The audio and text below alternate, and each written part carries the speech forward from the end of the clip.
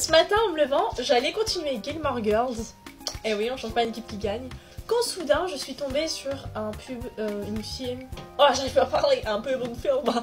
Une pub d'un film avec Mila Kunis, qui est une de mes actrices favorites de tous les temps, qui a joué dans Lucky Girl Alive. Et ça parle en fait tout simplement d'une jeune femme à qui la vie semble réussir. Hein. Elle est jolie, elle est stylée, elle a du succès, elle a un boulot de journaliste dans un magazine, elle va être promue, elle est mariée à un homme ultra riche, mais en plus de ça...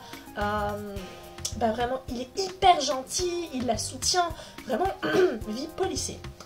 Et puis, dès le départ, on voit qu'il y a quelque chose qui va pas. On voit qu'elle a des hallucinations, qu'elle a l'air un peu psychopathe, elle choisit des couteaux pour son mariage, et là, elle voit du sang qui coule du couteau, elle s'imagine toutes les 2 minutes en planter un dans la gorge, dans la main, ou que sais-je, de son fiancé.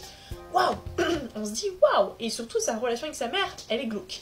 Et de fil en aiguille, on avance et on comprend qu'elle a fait partie en fait d'une tuerie qui a eu lieu dans son école lorsqu'elle était tout juste lycéenne, puisqu'il y a un gars qui veut faire un documentaire qui la harcèle un petit peu pour qu'elle donne sa version de l'histoire face caméra, puisque mademoiselle n'avait jamais témoigné. Et plus l'histoire avance, sans spoiler, plus on se rend compte que ce n'est pas qu'une simple tuerie, qu'il y a une raison à cette tuerie, qu'elle a quelque chose à avoir dedans. Et franchement, cette histoire, ce film, je l'ai lancé sans trop m'attendre à ce que j'allais trouver, parce que le synopsis était assez léger, et surtout parce qu'il y avait mis la Kunis dedans, donc forcément, j'étais aux anges. Et j'ai adoré la claque. Par contre, c'est moins de 18 ans, parce qu'il y a des scènes de violence, il y a des scènes de sexe, il y a des scènes, voilà quoi, c'est... Voilà, un peu cru, elle écrit des articles sur le goumou, voilà. Mais incroyable ce film, très clairement, allez le voir, j'ai adoré. Surtout vers la fin du film, il y avait une grosse réflexion, il y avait une contextualisation avec notre monde actuel.